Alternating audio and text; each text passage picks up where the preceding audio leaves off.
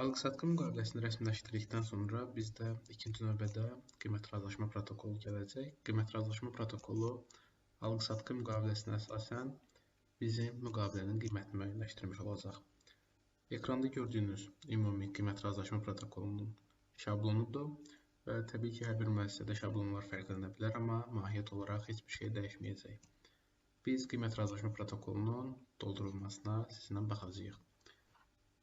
Yenə ilk növbədə ümumi giriş hissədə X və Y MMC qeyd olunub. Biz burada təbii ki, sifarişçi və icraçını qeyd etməliyik. Bizdə bayaq sizinlə alqı-satqı müqaviləsinə əsasən satıcımız Lux Design MMC idi.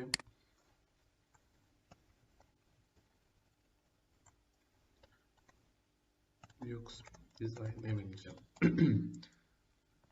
Alıcı tərəfi isə BA Consulting MMC.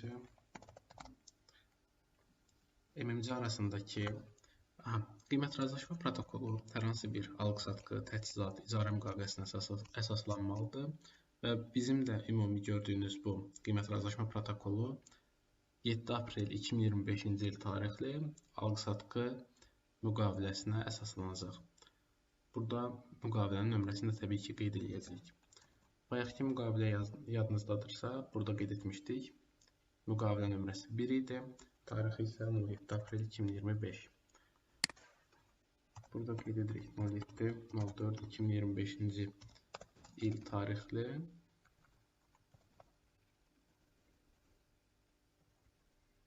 tarixli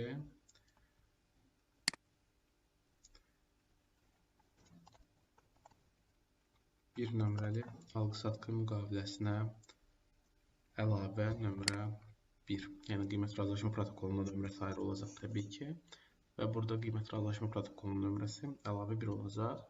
Və tarixi də biz şərt deyil 07 aprel 2025 əlavə edək. Bu ola bilər ki 8-i, 9-u, 10-u da olsun. Amma biz fərz edək ki, sırf bu müqavilədə qiymət razılaşma protokolu alqı-satqı müqaviləsi imzalanan gün bağlanılıb. Bizim alqı-satqı müqaviləsinin giriş hissəsində bayaq tərəfləri müəyyənləşdirmişdik. Yəni, satıcı kimdir, alıcı kimdir. Bu hissədə yenə eyni qaydada şablona əsasən alıcı və satıcı tərəfi yazacağıq. Bayaqki müqavilədə biz ilk növbədə satıcını, daha sonra isə alıcını yerləşdirmişdik. Amma bu o demək deyil ki, hər müqavilədə birinci satıcı, daha sonra alıcı olacaq. Hal-hazırda gördüyünüz şablona əsasən birinci sifarişçi tərəf, daha sonra isə icraçı tərəf qeyd olunur. İcraçı yəni işi görəndir, malı satan şəxsdir, satıcıdır. Sifarişçi isə müştəridir, alıcıdır, hamısı eyni mənanı kəsb edir.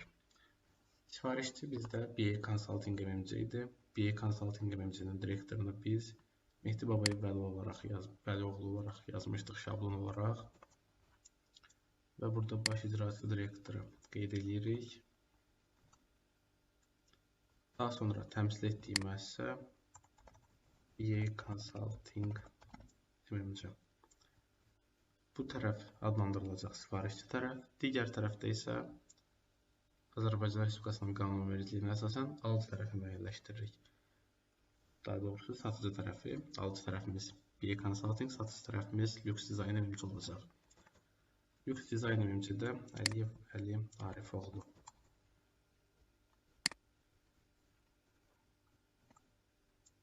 Şəxsində təmsil olunan Lux Design MMC. Adlandırılacaq icraçı tərəf və bu tərəflər razılığa gələrək 07 aprel 2025-ci il tarixli bir nömrəli müqaviləyə bu əlavə qiymət razılaşma protokolu əlavə nömrə 1-i bağladılar. Bizim bayaqki müqaviləmizdə, yəni alqı-satqı müqaviləsində gördüyünüz kimi müqavilə predmetində müəyyən edilmiş məhsulları satıldığı qeyd edilmişdir. Hal-hazırda isə biz həmin o məhsulların adını sizinlə bir-bir sadalayacağıq. Tutalım ki, Lux Design MMC, BA Consulting-i A4 kitab və məsələn sirapla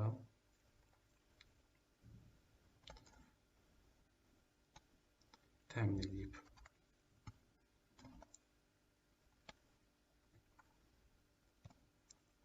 Miqdar olaraq tutalım 10, miqdar A4'dür, kitab 20, şüşə sirapda olsun 10. Ölçü vahidi A4 ədədinin sayılır, kitab da eyni qaydada. Şüşə sirapları isə fərz edək ki, qutu formatda bizə təhvil verilib. Qutu formatda olduqda gördüyünüz kimi 1x8, yəni bir qutuda 8 sirap var.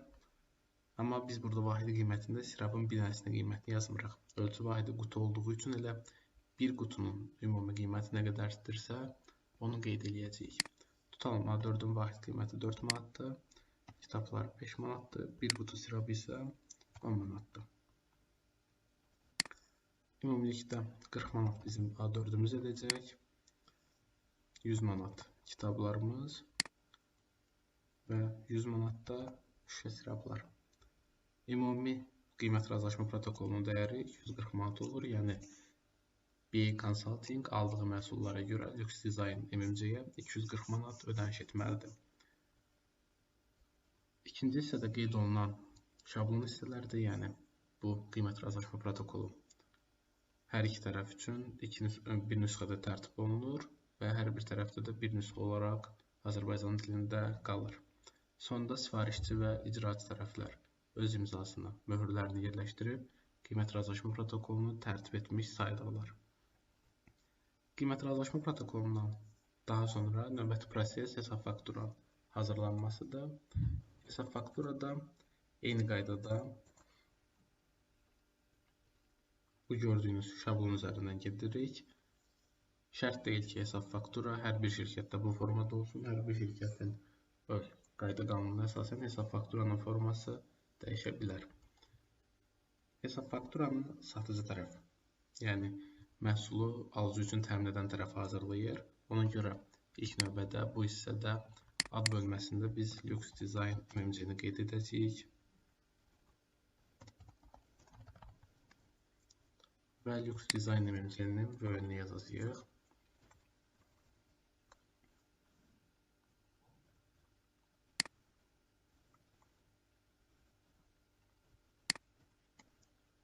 Və hesab fakturanın tarixini qeyd edəcəyik.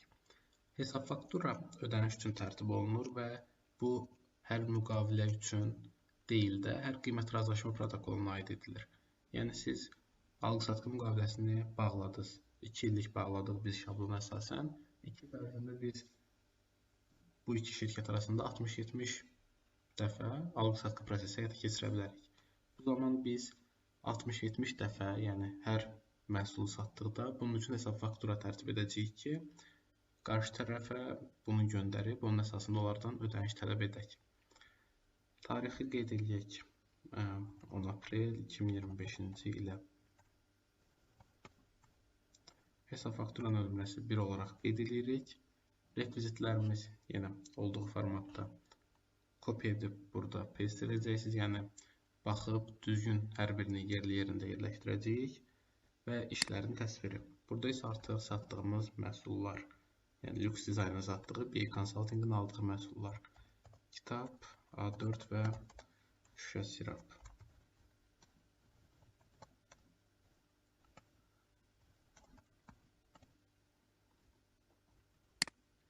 Say olaraq A4 10 ədəd, kitab 20 ədəd və şüşə sirapda 10 ədəd idi. Qiyməti 4 manat A4, 5 manat kitablar və 10 manat da şüşə sirap.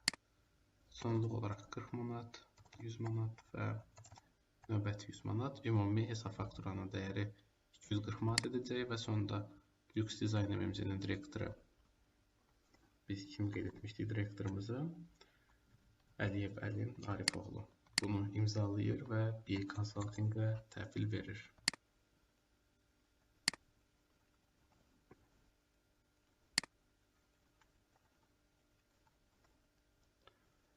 Hesab fakturadan sonra isə artıq mallar, yəni A4, kitab, şüşə sirap BA Consulting-ə təhvil verildikdən sonra son olaraq mallara təhvil təslim aktı imzalanır. Malların təhvil təslim aktının şablonu isə ekranda gördüyünüz formadadır. Yəni artıq bu üç məhsul qarşı tərəfə çatdıqdan sonra qarşı tərəf öz razılığı ilə bildirir ki, mallar Lüks Dizayn evimizdən mənə təhvil verildi. Şablonda yenə ilk növbədə gəlir təhvil təslim aktının nömrəsi. Bizim birinci təhvil təslim olunan mallarımız olduğuna görə nömrə 1 qeyd edəcəyik və malların təhvil verilmə tarixində fərz edək ki, 11 aprel 2025-ci ildir.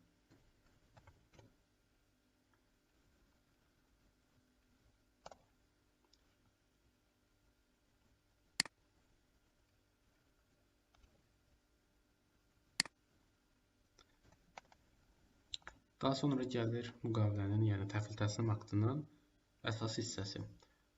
Əsas hissədə isə qeyd olunur ki, bu akt onun üçün tərtib edilib ki, bu hissədə gördüyünüz aşağıda qeyd olunan mallar sifarişçiyə təhvil verilmişdir. Və yəni bizdən nə tələb olunacaq? Alıcı və satıcı tərəfin ümumi adını və direktorunun adını qeyd eləmək. İlk növbədə bizdə təhvil alanla başlayır. Malı təhvil alan təbii ki, alıcıdır. Alıcının baş icraçı direktorunu biz şablon olaraq qeyd etmişdik. Mehdi Babayev Vəloğlu.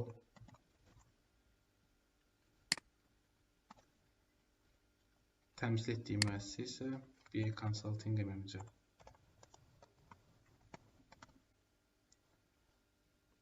Bundan sonra təhvil alan adlandırılacaq. Digər tərəfdə isə malı təhvil verən isə satıcıdır. Satıcının baş icraçı direktoru Əliyev Əli Arifoğlu və təmsil etdiyi müəssisə Lüks Dizayn evimci.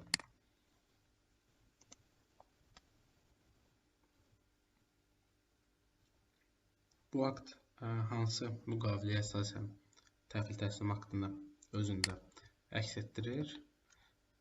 07 aprel 2025-ci il tarixli bir nömrəli alqı-satqı müqaviləsinə əsasən. Yəni bizim ilk sizinlə hazırladığımız müqaviləyə əsasən bu təhvil təslim aktı tərtib olunub. Müqaviləyə və hansı qiymət razılaşma protokoluna əsasən 17.04.2025-ci il tarixli əlavə nömrə 1. İcraçı tərəfindən aşağıda qeyd olunan mallar sifarişçiyə təhvil verilmişdir. Hansı mallar idi? Bizdə A4, kitab və şüşə sirap.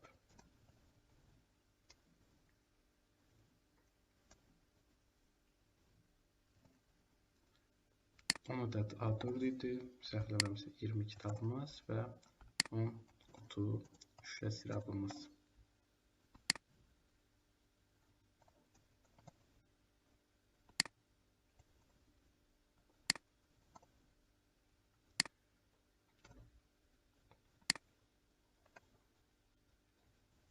Kitablarımız 5 manat idi, sularımız 10 manat. Və son qiymətdə 40 manat A4, 100 manat kitab və 100 manat şüşə sirap. Cəm məbləği isə sonda qeyd olunacaq 240 AZY.